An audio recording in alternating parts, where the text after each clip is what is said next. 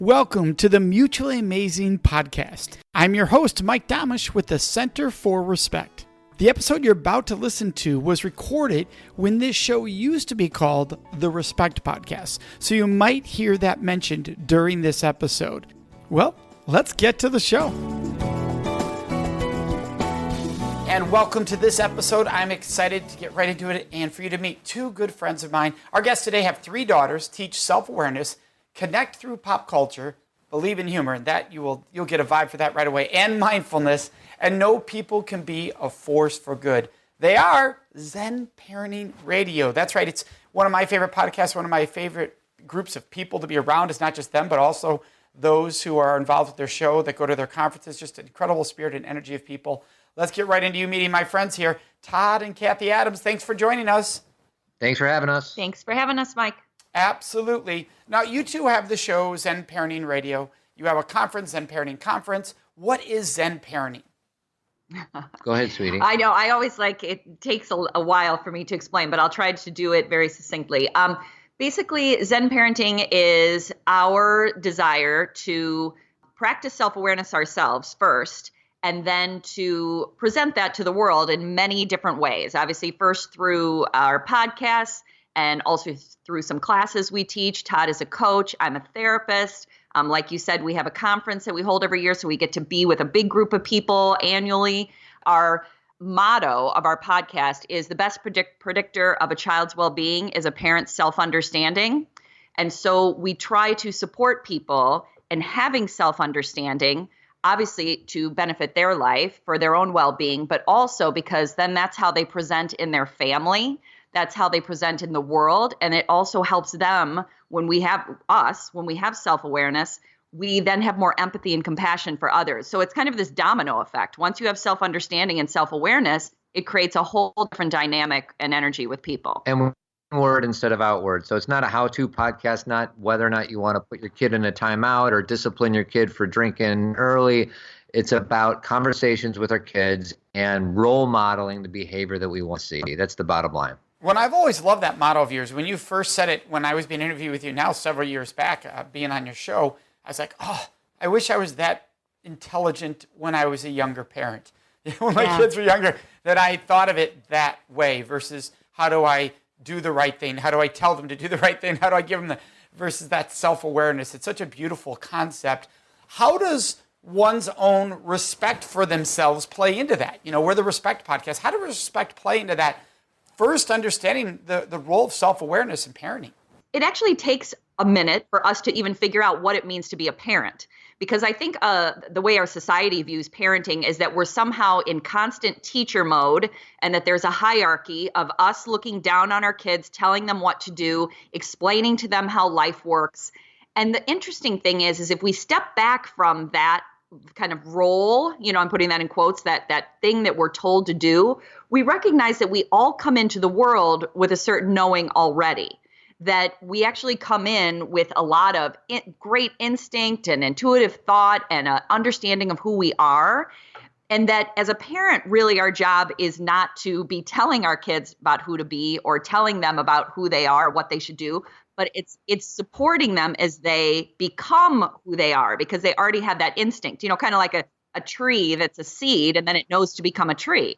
It's the same thing with our kids, but unless we understand that in ourselves first and trust that we have this awareness and that we are a unique individual, that we're special, no more special than anybody else, but special in our own right. If we trust that in ourselves and know that about ourselves, then it's a lot easier to allow our kids to grow up that way. And I think we learned how to parent from our parents, and some of our parents did a brilliant job and some lacked some skills. And what we try to do is take what we learned from them, take the good stuff and discard the bad stuff. One thing that we did learn from our parents, most of us, is like the idea of discipline. And Cathy and I are bigger fans of discussion instead of discipline. So that doesn't mean that you let your kids walk all over you, but it's all about conversation and what energy are you bringing to it. So we're big fans of having a conversation as opposed to punitive consequences because a kid made a mistake. Well, and it's just relearning what discipline means, because discipline actually means to teach. You know, it comes from the word disciple, and we've kind of lost track of what discipline means, and that we can teach through role modeling. We can teach through allowing our kids to have experiences and feel pain and build resilience and fail occasionally and take risks. Like we can teach by allowing but also supporting along the way. I think sometimes it's like the pendulum swings so far, sometimes we're either authoritarian or we're completely in charge, or we're completely permissive and our kids walk all over us. And like Todd said, it's this place in between where we let them be who they are, but we also support them in the process of becoming who they are. Can you give an example of, I can imagine a few people thinking, yeah, but if I'm just going to have a discussion, there's going to be certain children that know how to push boundaries or know how to have the discussion in a way that they're running the show, even though they appear to be agreeing with everything. Can you give us an example of a real life situation where you're having that discussion and parents are enforcing boundaries, where both can take place together? Absolutely. And I think they always do. And, it's sometimes just when Todd and I focus a lot on conversation and discussion, and one of our big, pillars is communication. But there's always boundaries set up around that. There's always expectations that, one example that I can give, because we talk about it a lot, is education, school, because there's a lot of pressure right now on kids around school. Our kids know, like Todd and our 3 daughters know, that school is an expectation. It's something that they need to show up for. It's something that they, in their best of their ability, they bring their best selves to. Now, if they're sick, then they don't. They stay home because that's where they are in that moment. But the expectation is, if they are well, they go to school. The expectation is that they do homework, and the expectation is that when there's a test, they study. That's our boundary. Now, how they do that, when they do that, that is a discussion, a negotiation, and a communication. There are some things that just are, and these are things that they've been raised on, things that they've heard since they were very little, and so it's been integrated. Education is important, but they also know that we understand that they're doing their best is very different than what grade they bring home. Well, and it's not a one size fits all. Some kids like to study right when they get home from school. Other kids like to blow off some steam because they've spent the last 7 hours at school, and then they like to study after dinner. So it's really kind of meeting the kid where they are. But the other thing that we focus on is not necessarily the grades, but the process. And when I say the process, it means you show up for school, you get a good night's sleep, you do your homework, and whether or not you get a 60% on the test or a 95% on the test, as long as you did your best, then we're happy with it. Now, if they're failing out, then yeah, we probably need to look at some things and get the kids some more support. But we kind of have, I don't want to call it a hands-off approach, but it's a different approach. When Todd and I just had parent-teacher conferences in the last couple of weeks for 2 of our girls, and what we're always hoping to hear is, they're a good team leader, or they're good, on a team, like they're a good player, like they're good at listening. They respect authority. They have an understanding. They speak up for themselves. Like, how do they effectively work in a system like that? Because that's really what life is. Because once you get a job, nobody's giving you an A or a B or a C. It's how do you effectively work in a system? So you can see how all of that necessitates discussion and communication for our kids to understand. So I love the idea of setting this foundation for parents who are listening and thinking, hey, I already have a 13-year-old and I didn't think of discipline this way, and I realized maybe it would have been more helpful. How do you suddenly do that? Like, your daughters were raised in that environment. How do you suddenly shift and have the kids buy in? We hear that a lot, like, oh, if I only knew this or adopted this type of philosophy, my advice would be you want to lean into it. So if you make some significant shifts without any warning at all, like, oh, I'm going to start parenting this way instead of that way, the kid's probably going to be like, who are you and what have you done with my parents? So you do want to tend to lean into making some changes because if you turn the kid's world upside down in parenting philosophy, the kid's probably not going to buy into it. And what are those shifts? Maybe you've been talking and lecturing and teaching a lot, and so you start listening more. Maybe when they come home and they say something that you would originally have thought of that was disrespectful, you become curious about it and you ask a question like, why would you say that? Or what are you feeling? Or, maybe even apologizing if they really say, you hurt my feelings this morning, or I'm angry at you. I think the big shift that Todd is talking about is that you are seeing your child instead of as someone that you're like training or as someone that you have to constantly teach, you're starting to see them as an individual in their own right. And how do we have relationship with people, regardless of who their role is in our life? We listen, we respect, we honor, we respond with respect. And so it's just starting to develop a new kind of communication, and that shifts all the dynamics of the relationship. Well, one of my favorite quotes is one that I stole from my friend John Duffy. He wrote a book. I don't know, what's the name of his book? The Available Parent. The Available Parent. Parent from a place that when your kids are adults, are they going to want to come home for Thanksgiving dinner? And for me, that kind of cuts through all the BS of school and sports and first place versus second place. Like, it's about relationships. And that's what Cathy and I tend to focus on more is this relationship being taken care of? And is this kid going to want to come home for Thanksgiving dinner? Or when they think about me, are they thinking about just me kind of dropping the hammer and disciplining them left and right? Well, and what I'll add to that is what that looks like on a daily basis. Do you have your kids back? And a lot of times when I say that to parents, they'll say, well, I can't let them get away with things, or then they'll take advantage of me, or then they'll take advantage of other people. And that's not really true. The way that when people change, it's because they're accepted and because they have space and room and a relationship that they feel really supported in, and then they have this ability to change. People do not change when we use shame and fear and guilt. That is not how people then change behaviors. It may change it in the moment, like you shame them and maybe they do start studying. But in the long run, They didn't really learn anything. What they learned is to feel bad about themselves, and it also damages the relationship between you and them. And so, like to Todd's point about coming home at Thanksgiving, do they feel like you're someone who has their back? And you can have boundaries and expectations and also have your kids back. These are not, they are not like opposing things. You actually can do that together, but it takes practice, constant practice. I love the do you have their back, and do they feel that? Like, parents will say, yes, I know I have my kid's back. But the kid might not feel that. And so that's an important discussion that is so powerful there. And a lot of what you do with Zen Parenting is also self-care. So in your mind, what is self-care for parents?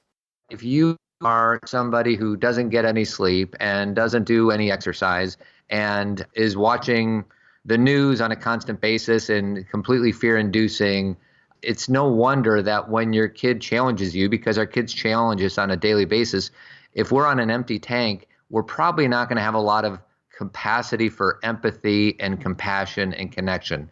If your kids are 2, that means you're probably sleep deprived. But if your kids are 12, you could probably do something to make sure that you're filling your own tank, whether it be, self-care, meditation, exercise, sleeping.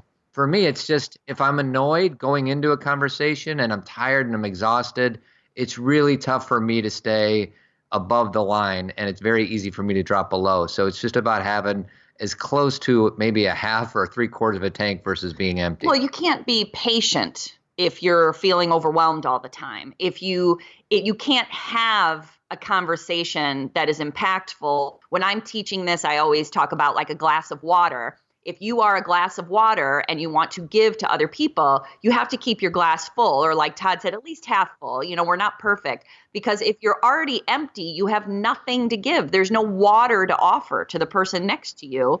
And so and I know that it can sound just very cliche, but if we really live that, if we practice that, I have to take care of myself to take care of you. Like the 2 things I say to moms all the time is that if you feel like you don't have 5 minutes for either quiet time or meditation or stillness, whatever you want to call it, if you don't have 5 minutes, then you need to take 30 minutes for it, because that's how busy your life has become, is that you have to start kind of breaking down that belief system that you don't have time. What's interesting about all this is because we're parents and we brought these kids into this world, we think that they should always come first at the expense of everything. And sometimes at the expense of ourselves, and sometimes it's at the expense of our relationship with our partner.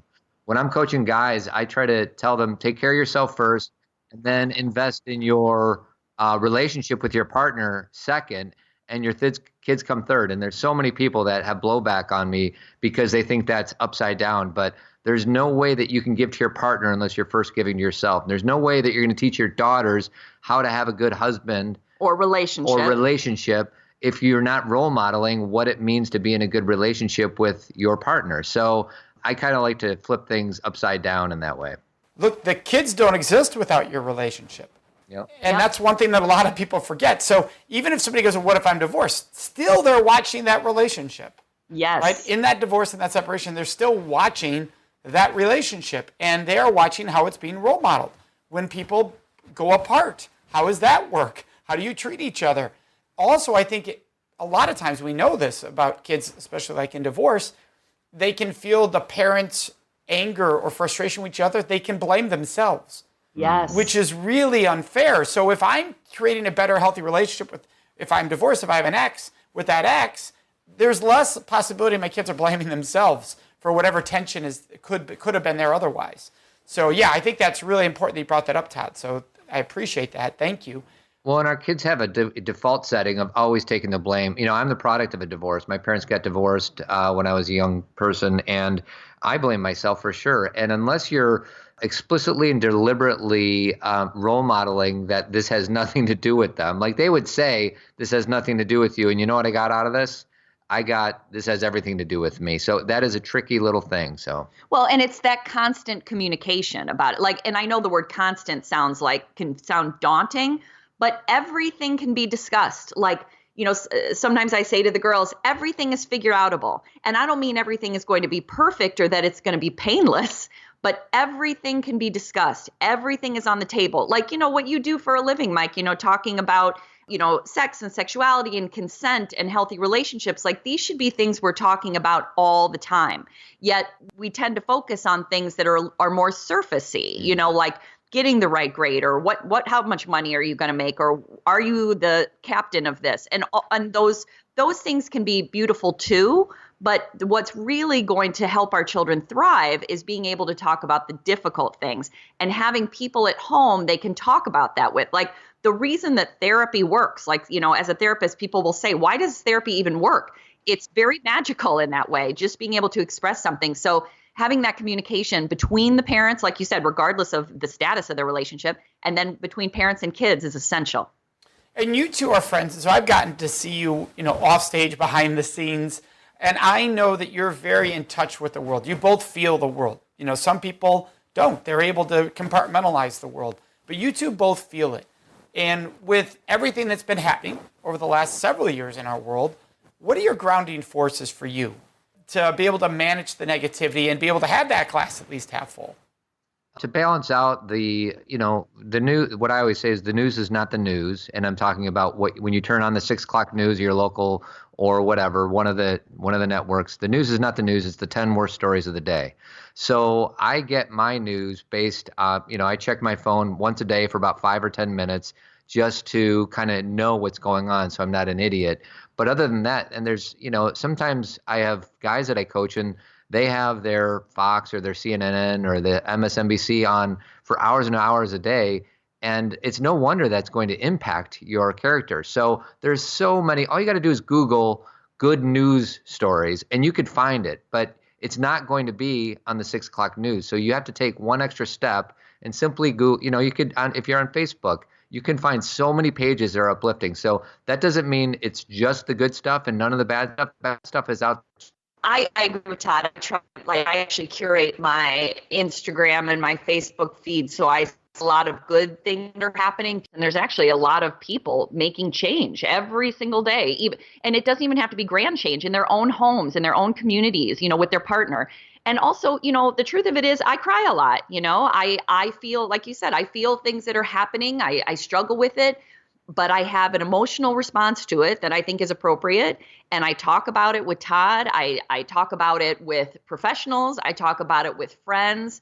And what I try and use that energy, that anger or that fear is to do, what can we do? What can I do today to make an impact? How can I be kinder to myself first, to Todd, to my children, to people at the school, to my clients? How can I turn this experience that we're all having in the world right now into something meaningful rather than taking it in and then projecting it out like blame? And then just the basic things. Both Todd and I need to move every day. I do yoga. He does yoga and plays basketball.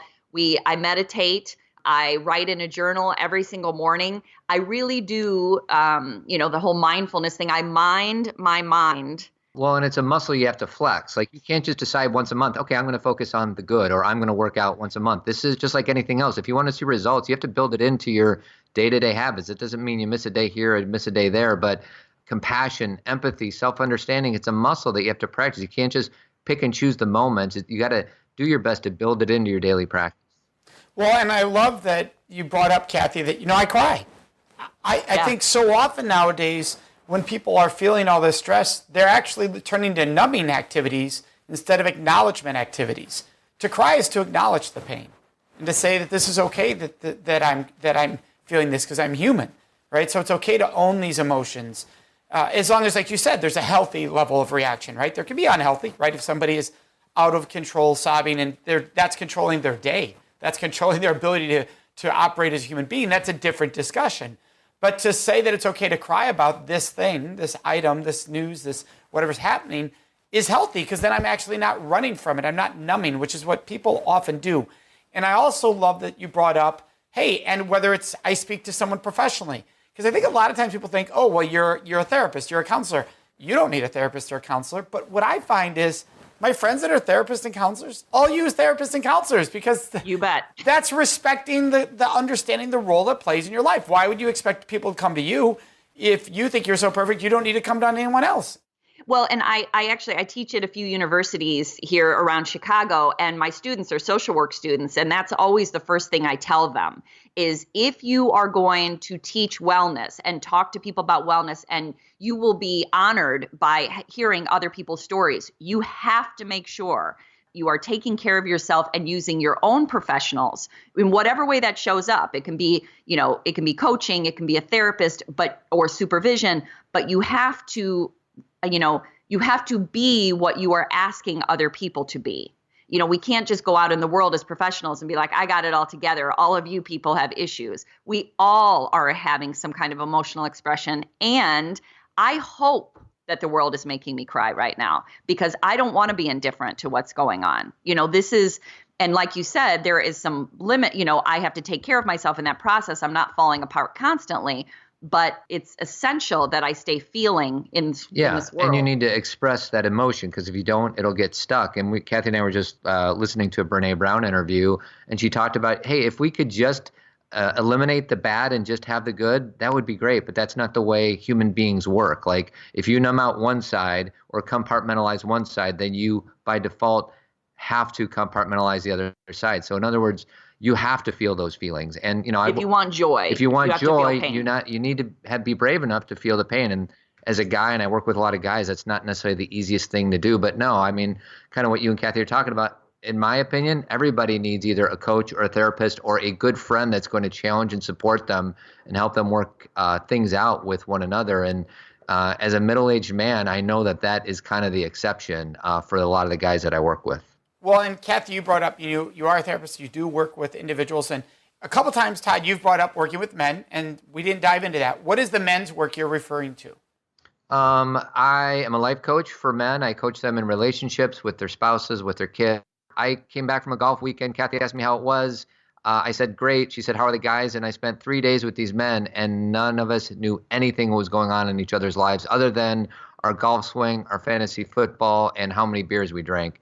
And I decided I wanted to change that and have authentic conversations with other men. And I started that about 7 or 8 years ago. And it's something that it's one of my missions, is to kind of heal the masculine energy out there, because there's a lot of negative masculine energy out there. And there's a lot of wonderful, beautiful, vulnerable masculine energy out there. And I'm just trying to cultivate some of the latter. Well, and I think it's an important discussion how authentic our friendships are and how mutual they are, because that can play. I know we're started this all off with parenting, but all this plays into parenting because the self-awareness element you started us with, which is so important. And one thing that Karen and I discuss more and more in life is, are we enveloping ourselves with mutual friendships? Yes. Is this where I'm the one always reaching out, I'm the one sharing, but I'm not getting sharing back, and you feel cheated? Yes. And I don't mean that they need to reach out as much as I do, because maybe Karen and I are both those gatherers. We like to bring people together, and they're not. So I get that. We understand that. But if I feel I'm giving somebody's not giving back, you feel like this is not a mutual relationship. And so much in life, we forget to evaluate our friendships and go, is this mutual? Yeah. Because we're not really pushing each other. It's just one lane venting if it's not mutual potentially. Well, and I'll even open up a can of worms. Like even with family, like we feel like we are obligated. Let's say, for example, that I would go to a family member's house for 4 days for Christmas, and we think that because we're family members, we got to spend 4 days, 24 hours, 7 days a week. And what Cathy and I talk about, because there's a lot of people that struggle with family and extended family, is setting up healthy boundaries. And we've done multiple podcasts about how to set up healthy boundaries. And that goes with whether it's extended family or with friends. And that's... Well, and it doesn't mean that you cut people out of your life. It means that you're thoughtful about the amount of energy that you offer to certain relationships. And there are some people that you can spend maybe a weekend with, and there's some people that you can only do a couple hours, and you have to really recognize the difference.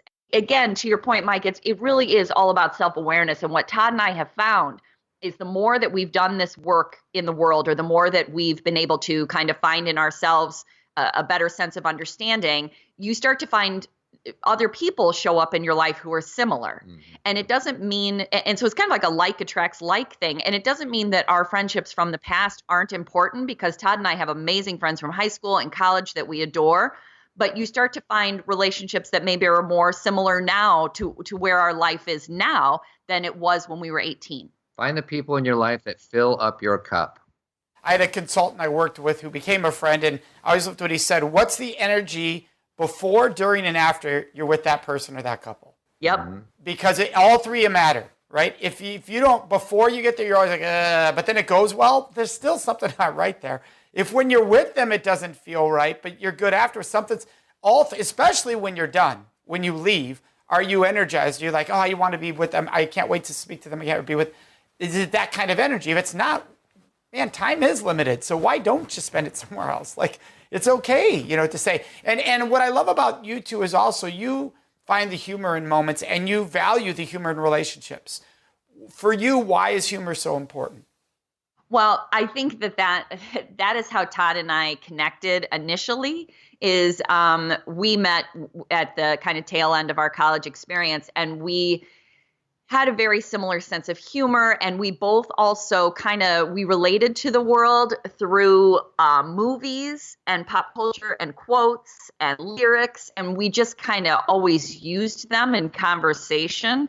And it was kind of fun because my friends knew that about me, but they weren't always like that. But then I met Todd, and that's how we would talk, and we still do. We talk in movie quotes a lot around this house.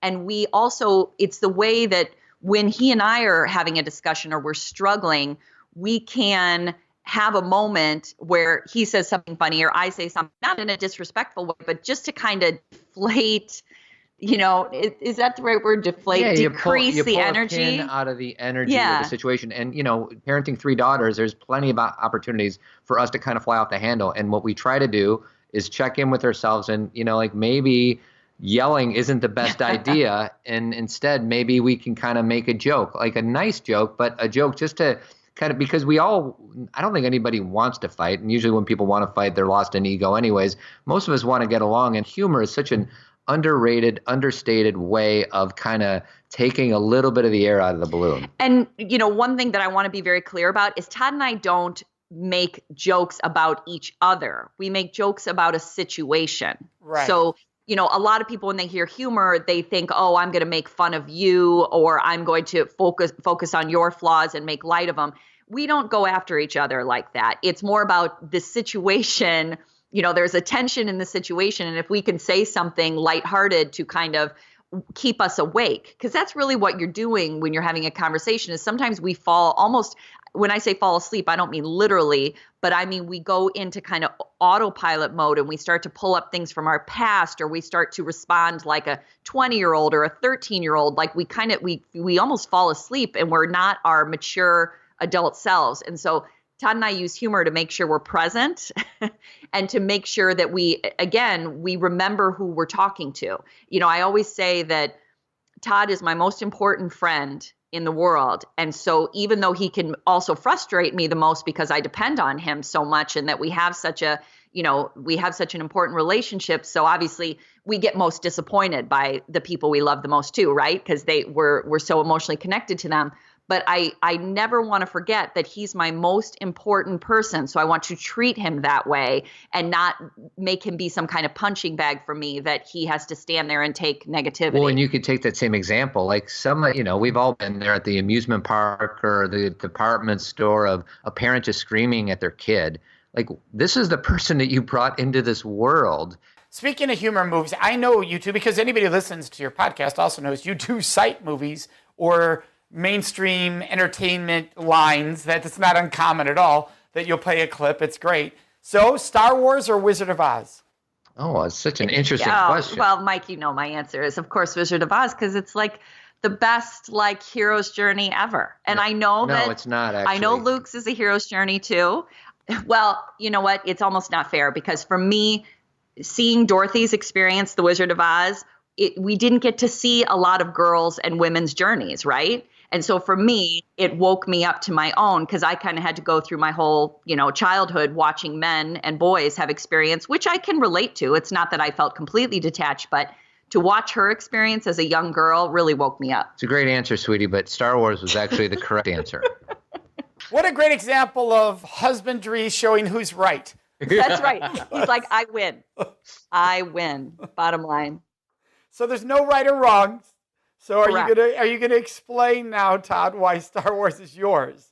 No, I don't need to have rationale for my arguments, Mike. Okay. I could just decide it. All right. And on that note, what a wonderful way to end. Thank you two both for an awesome discussion. On our show notes, we're going to be providing people links to all your social media links and to the books you recommend, Untethered Soul, Mating in Captivity, Before Happiness. We're going to provide all those links. What's the one website where they can get you? Is that ZenParentingRadio.com? Yep, that's the one. That's what I thought. So anybody listening, it's ZenParentingRadio.com. You've been listening to Todd and Cathy Adams, two amazing people and two wonderful friends. So thank you both for joining us. Thank you, Mike. Thank you, Mike. This week's question of the week is, Mike, how do I respond when someone shares very difficult or painful news with me? And the past, what people did is they tend to go, oh, I'm so sorry. And it comes off as a pity thing versus empathy and understanding, which is what we want to do in those moments. Or we try to make it like, oh, it's going to be okay, which almost ignores what they're feeling. We don't want to do either of those things. Here's a simple thing you can do when somebody shares something difficult with you. Simply respond with, thank you so much for sharing. That's it. Thank you so much for sharing. Now, if this is a survivor sharing with me of sexual assault, sexual violence, I'm going to say thank you for sharing. Clearly, you are strong or you're courageous. What can I do to be of support of you? So depending on what someone's sharing with you, you might say thank you for sharing. How can I best be of support? That's very powerful. It lets them lead the conversation. You might start by just saying thank you for sharing and see where that goes. Do you know what I would love? I would love to hear your answer to this week's question of the week. So would you please answer what your answer would have been if you were asked that question today on the show? All you do is go to our Facebook page. We have a special group where we have these discussions, and share with us what would your answer have been to this week's question of the week. And if take a moment, post us a new question for future episodes. What question would you like to hear me answer on an upcoming episode? We'd love to hear your questions, your thoughts, and your ideas. And the best place to leave those with us is on our Facebook page at facebook.com/Mutually Amazing Podcast. Of course, you can always contact us on our website at mutuallyamazingpodcast.com. Remember to subscribe to this show so you automatically get it every week. And if you could, take one moment to leave a review. That really helps other people find the show, which we are greatly appreciative of. So thank you so much for joining us. May you make today and every day a life full of mutually amazing relationships.